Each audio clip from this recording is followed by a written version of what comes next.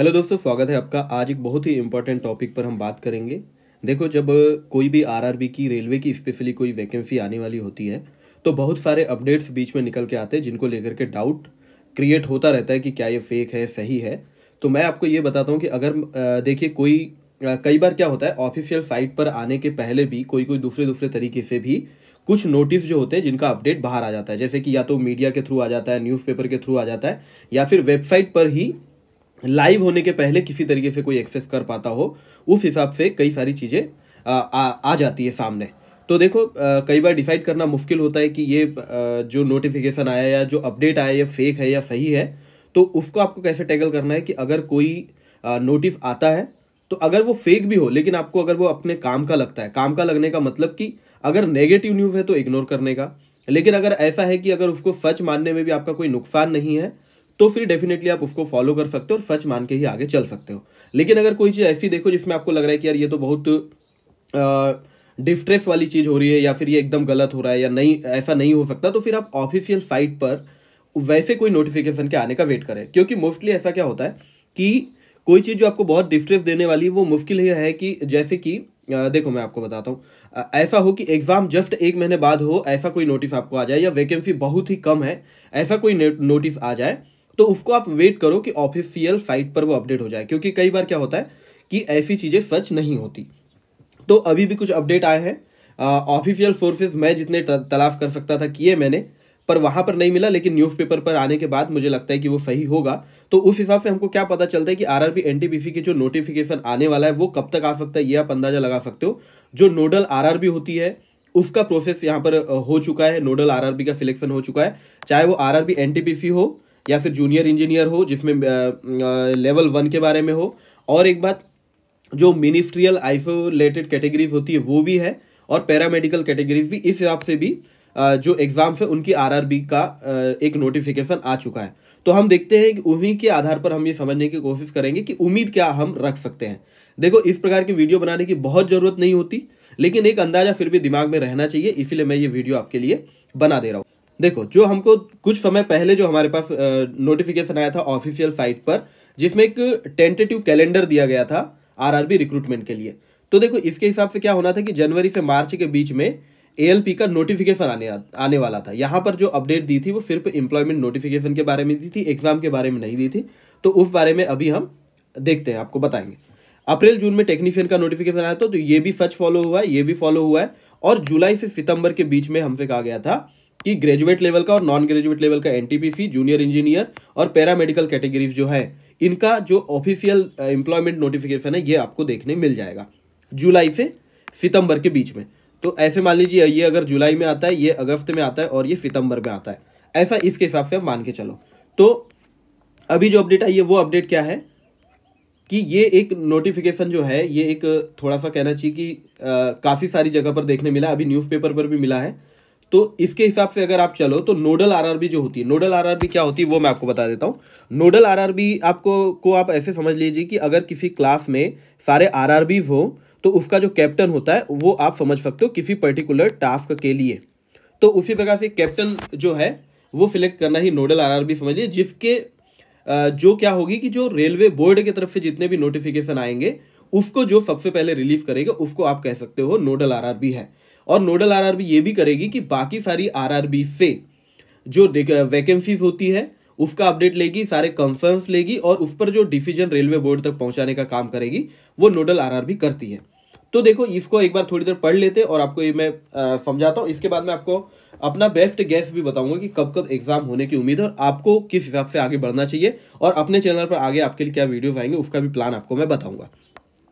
तो यहाँ पर लिखा है कि एनुअल कैलेंडर जो था रिक्रूटमेंट का वेरियस ग्रुप सी की पोस्ट के लिए, ग्रुप डी जो है अब रेलवे में ग्रुप डी नहीं है ना। जो लेवल 1 की पोस्ट है, लेवल 1 की पोस्ट, उसको भी ग्रुप सी में डाल दिया गया, यानी ग्रुप डी अब खत्म है। तो कहीं भी आप अगर ये ना देखो कि ग्रुप डी नहीं है तो उसको लेके बिल्कुल चिंता नहीं करना है। लेवल 1 भी अब ग्रुप सी हो चुका है, जिसके काफी सारे फायदे हैं। तो ये जो है इसको कैलेंडर जो ये बोर्ड के द्वारा ऑलरेडी पब्लिश किया जा चुका था सारे आरआरबी की वेबसाइट पर।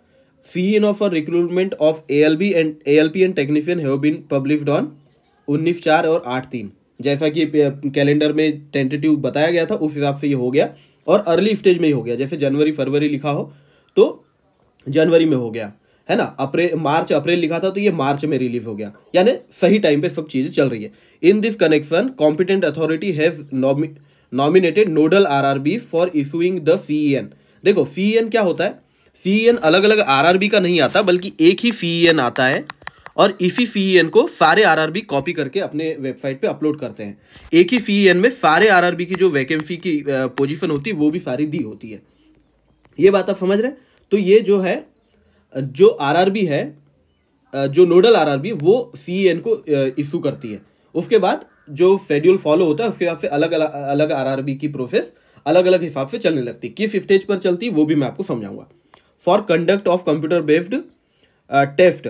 और देखो नोडल आरआरबी का एक और काम होता है कि जो कौन से एग्जाम, किसके एग्जाम कब लिए जाएंगे, ये भी नोडल आरआरबी के द्वारा ही सिलेक्ट किया जाता है। जैसे मैं आपको अगर बताऊं तो जो आरआरबी एनटीपीसी की वैकेंसी होती है या लेवल 1 की वैकेंसी लेट से, तो उसमें क्या होता है 1 करोड़ के लगभग, मतलब 1 करोड़ से ज़्यादा ही, पर 1 करोड़ तो होंगे ही, 1 करोड़ एस्पिरेंट का अप्लाई करते हैं एग्जाम के लिए। तो उसको फेजेस में बांटना कि किस फेज में कितने आरआरबी के एग्जाम होंगे, कौन कौन से लोगों को उसमें डालना है, किस हिसाब से एग्जाम लेना है, वो भी नोडल आरआरबी ही सिलेक्ट करती है और नोडल आरआरबी ही सभी को मेल भेजती है। एक बात याद रखना, जब भी एग्जाम होती है तो ये नोडल आरआरबी का काम होता है आपको एसएमएस और ईमेल के माध्यम से आपके एग्जाम का अपडेट देना। आरआरबी भी कर सकती है, अगर नोडल आरआरबी ये काम पर्टिकुलर आरआरबी के पास शेड्यूल भेज दे तो आरआरबी भी आपको ये मैसेज भेज सकती है। लेकिन हमारे टाइम जब 2019 में हमारी रिक्रूटमेंट चल रही थी तो हमारी जो नोडल आरआरबी थी फॉर आरआरबी एनटीपीसी वो थी आरआरबी चेन्नई, और सारे जो ऑफिशियल नोटिफिकेशन आते थे वो सबसे पहले आरआरबी चेन्नई की वेबसाइट पर आते थे। जब तक कि सेंट्रलाइज, मतलब जब तक की बात हो रही थी काय पर, कॉमन चीजों पर, कि कॉमन सारे आरआरबी के लिए कोई भी अगर कॉमन नोटिफिकेशन होता था तो सबसे पहले आरआरबी चेन्नई की वेबसाइट पर आता था, उसके बाद सारे आरआरबी उसको डालते थे। तो इस प्रकार से अगर इस बार देखो तो ये नोडल आरआरबी जो है एनटीपीसी के लिए आरआरबी अहमदाबाद को सिलेक्ट किया गया है। एनटीपीसी की दोनों वैकेंसी मतलब एक ही वैकेंसी में आता है ये, अंडर ग्रेजुएट और ग्रेजुएट। पैरामेडिकल कैटेगरी इसको करेगा आरआरबी पटना, लेवल 1 को करेगा आरआरबी भोपाल और मिनिस्ट्रियल आइसोलेटेड कैटेगरी को करेगा आरआरबी गुवाहाटी। ठीक है, इससे ज्यादा आपको टेंशन की जरूरत नहीं, कोई भी आरआरबी करे आपका काम समय पर हो जाएगा और सारे नोटिफिकेशन आपको आपकी आरआरबी के साइट पर तो मिलेंगे ही। किस आरआरबी से आपको फॉर्म भरना है इसको लेके अभी से कोई ज्यादा टेंशन मत लो, समय समय पर मैं वीडियो डालता रहूंगा। आपके नोटिफिकेशन आने, आपके फॉर्म भरना स्टार्ट होने के पहले आपके पास सारी क्लैरिटी होगी कि अगर आप किस जोन में आप पोस्ट चाहते हो, जोन के इनफैक्ट किस डिवीजन में पोस्ट चाहते हो, उसके लिए आपको किस आरआरबी से अप्लाई करना चाहिए, प्रेफरेंस क्या देना चाहिए, इसका डिसीजन आप खुद ले पाओगे। इतनी इन्फॉर्मेशन मैं आपको सही समय आने तक दे दूंगा। आगे अगर आप इसको देखोगे तो it has also been decided that junior engineer including CMA NTPC graduate in undergraduate level 1 paramedical and ministry affiliated category for post zonal railways and production unit में assess their vacancy as per following time schedule. यानी कि ये वाला जो update है ये है RRB के लिए कि आरआरबी अपने सारे जहां जहां उनको वैकेंसी अलॉट करनी है, जहां जहां पे सिलेक्शन देना है, जहां जहां पर भी आप उनको लोगों की जरूरत है, उसका डेटा कलेक्शन इस टाइम के हिसाब से, इस टाइम फ्रेम के हिसाब से करने लगे, ताकि जो जब नोटिफिकेशन पब्लिश किया जाए तो उसमें बराबर जो वैकेंसीज है वो पब्लिश की जाए। तो उसका जो अगर टाइम स्टैम्प देखोगे तो ये तो क्लियर होता है इससे कि सबसे पहले जो वैकेंसी आएगी वो आरआरबी एनटीपीसी की ही आएगी। इससे भी आपको कोई मतलब नहीं, इससे भी आपको कोई मतलब नहीं है, इससे भी आपको कोई मतलब नहीं है। आपका मतलब है सिर्फ प्रपोजल फॉर ड्राफ्ट सीईएन, यानी कि सीईएन जो है ये सारी डिटेल्स जाएगी नोडल आरआरबी के पास, उसके बाद सीईएन पब्लिश होता है। तो प्रपोजल फॉर ड्राफ्ट सीईएन की जो डेट यहां पर दी है ये दी है जून 2024। अब एक बात समझो, ये तो क्या है प्रपोजल ड्राफ्ट कर रहा है, इसके बाद इसको पास करने के लिए भी रेलवे बोर्ड की परमिशन लगती है, रेलवे बोर्ड से पास होता है, उसके बाद जो नोडल आरआरबी होती है वो इसको पब्लिश करती है, जिसमें कि वैकेंसी टेंटेटिवली दी जाती है जो फ्यूचर के साथ थोड़ा थोड़ा बढ़ती भी है। इसमें एक अंदाजा आपको ये लग सकता है कि वैकेंसीज असेसमेंट अगर अप टू देखो तो 30 जून 2025 तक की जो भी वैकेंसीज होगी वो यहां पर पब्लिश की जाएगी। यानी कि आरआरबी ये कैलकुलेट करेगी कि 30 जून 2025 तक उनको उनकी जितनी भी फैसिलिटीज में जो जहां पर भी, जैसे वो कि यहां पर लिखा है ना कि प्रोडक्शन यूनिट या फिर जोनल रेलवेज को कितनी वैकेंसी की जरूरत है, तो वो टाइम फ्रेम क्या होगा, कब तक के लिए देखा जा रहा है, वो देखा जाएगा 30 जून 2025 तक। यानी 30 जून 2025 तक जितने भी लोगों की जरूरत होगी उनकी वैकेंसी ऑलरेडी अभी ही आ जाएगी। यानी जब आप ये सीईएन देखोगे तो यहाँ पर जो भी वैकेंसी टेंटेटिवली दी रहेगी वो यहाँ तक की जरूरत, यानी कि 30 जून 2025 तक की जरूरतों को फुलफिल करती रहेगी। कितने नंबर में वैकेंसीज आएगी, तो मुझे लगता है अगर ये इस टाइम फ्रेम को आप देख रहे हो तो अगले 1 साल में भी और काफी लोग रिटायर होंगे और जरूरत भी मुझे लगता है कि असेसमेंट आराम से हो पाएगा, तो वैकेंसी ठीक ठाक आएगी। लेकिन बिल्कुल उम्मीद मत करना कि इसके पहले जो वैकेंसी आती थी उतनी वैकेंसी आने वाली है। जैसा कि हमने आरआरबी और टेक्नीशियन की वैकेंसी में देखा, उसके बाद हमने आरपीएफ की वैकेंसी में, मतलब आरपीएफ का जो नोटिफिकेशन आया उसमें देखा कि वैकेंसीज जो है जिसका अंदाजा या जैसी अभी तक रेलवे में वैकेंसी आती थी उसकी तुलना में थोड़ी कम वैकेंसी आ रही है। तो इस बार कंपटीशन भी अच्छा रहने वाला है और वैकेंसी थोड़ी कम रहने वाली है। तो तैयारी पे ही डिपेंड करेगा कि अगर आपकी बहुत अच्छी तैयारी है तो आपके लिए हेल्प होने वाली है, क्योंकि अगर वैकेंसी बहुत ज़्यादा होती है तो कुछ भी कहें लेकिन कट ऑफ थोड़ी कम जाती है, कम वैकेंसी में कट ऑफ थोड़ी ज़्यादा जाने की कहना चाहिए कि ज़्यादा संभावना रहती है। इसी प्रकार अगर लेवल 1 का देखोगे तो ये 30 सितंबर 2025 तक की वैकेंसी अभी देखने को मिल जाएगी।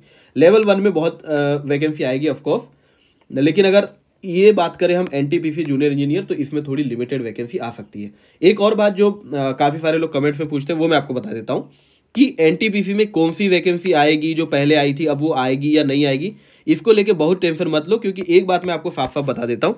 यहाँ लिखा है लेवल 4, लेवल 5, लेवल 6, तो भाई पिछले बार वाली वैकेंसी आए या मत आए, नाम बदल करके सेम लेवल पे दूसरी वैकेंसी आ जाएगी। और अगर कोई पोस्ट नहीं भी आती है तो भी ऐसा नहीं होगा कि लेवल 5 में कोई पोस्ट खत्म ही हो जाए या 4 में खत्म ही हो जाए, कोई ना कोई पोस्ट जरूर आएगी हर लेवल पे। बस ये होगा कि कुछ तो वैकेंसी के नाम चेंज हो चुके हैं, कुछ जो पोस्ट थी उसके नाम चेंज हो चुके हैं। अपडेट है मेरे पास, जरूरत लगेगी तो वो वीडियो में आपको बता दूंगा मैं। तो कुछ के नाम चेंज हुए और सिर्फ सीनियर सीसीटीसी की जो पोस्ट थी उसका अंदाजा ऐसा है कि वो इस बार नहीं आएगी, लेकिन जूनियर सीसीटीसी आएगी। और लेवल 5 में जो अलग दूसरी पोस्ट थी वो पोस्ट थोड़ा सा नाम चेंज करके आने वाली है। तो ऐसा बिल्कुल ये तो टेंशन किसी को लेना नहीं है कि ये वैकेंसी नहीं आएगी। आपको लेवल 5 में भी वैकेंसी मिलेगी, 6 में भी मिलेगी, 4 में भी, 2 में भी, 3 में भी।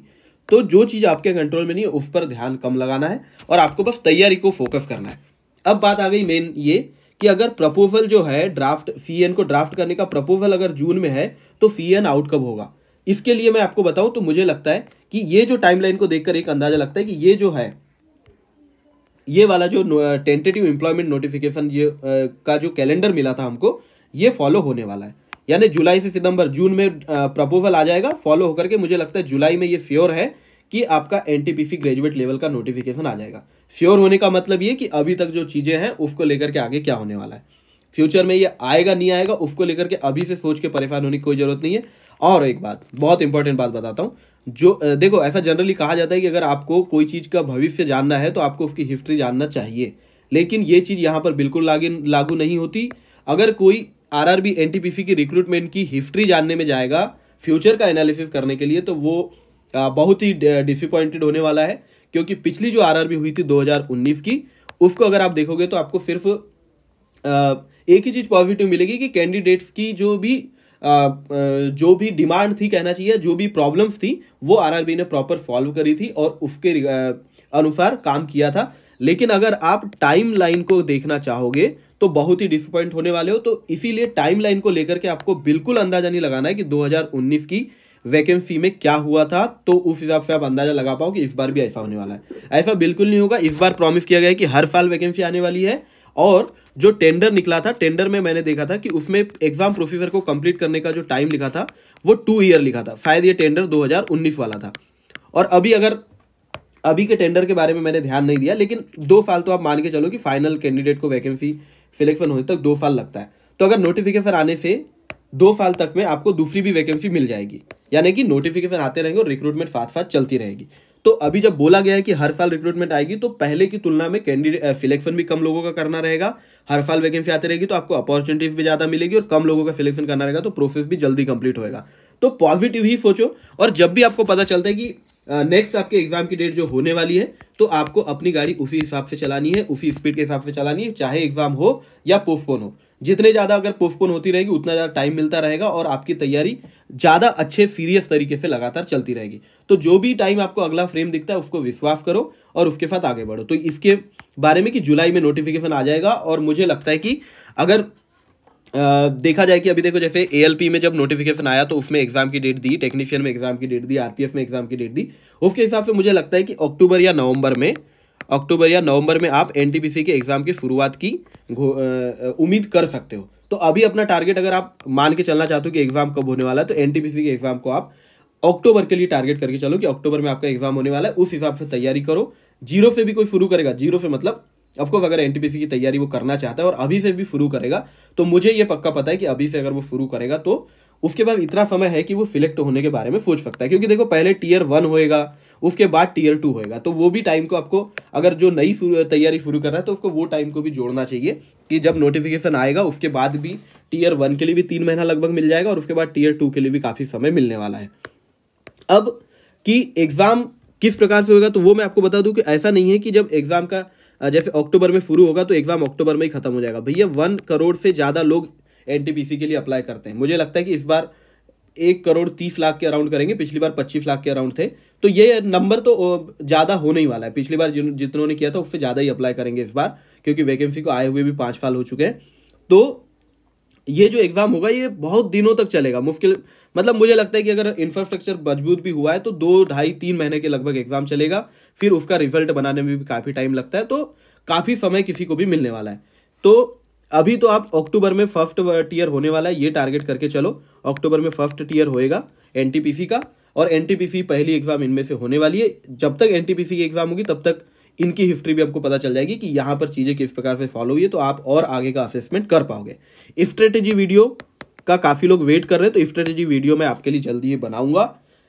थोड़ी रिसर्च मेरी चल रही है ऑलरेडी कि चीजें कितनी बदली है और क्या अभी की एग्जाम कौन लेने वाला है उसको लेकर के भी थोड़ी चीजें डाउट में है।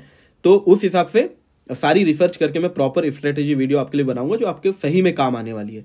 बुक लिस्ट वगैरह सब बताऊंगा। अभी तो आप अपने हिसाब से पढ़ाई करते रहो। बस एक अगर मैं शॉर्ट सजेशन आपको इस वीडियो में देना चाहूँ तो वो ये है कि अगर आप एनटीपीसी टारगेट करना चाहते हो तो कहीं से भी एक कोर्स तो ज्वाइन करके अपनी पढ़ाई स्टार्ट करो। प्रॉपर कोर्स ज्वाइन करो और कोर्स को फॉलो करते हुए पढ़ाई करो।